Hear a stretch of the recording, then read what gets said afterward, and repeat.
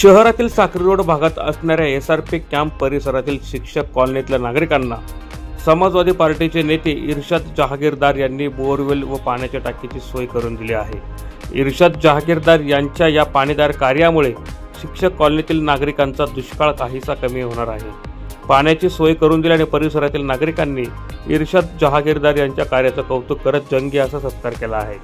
या प्रसंगी समाजवादी पार्टीचे नेते इर्शाद जहागीरदार, कैलास चौधरी, नरेंद्र चौधरी, महेंद्र शिरसाट, दिनेश पाटील, अनिल पाटील, राजेंद्र पवार, निखिल पाटील, संजय जगताप, समीर खान, राकेश गावित, जितेंद्र थोरात, बाळासाहेब सोनवणे, मयूर पाटील, बुद्धभूषण लोंढे यांच्यासह नागरिक मोठ्या संख्येने उपस्थित होते।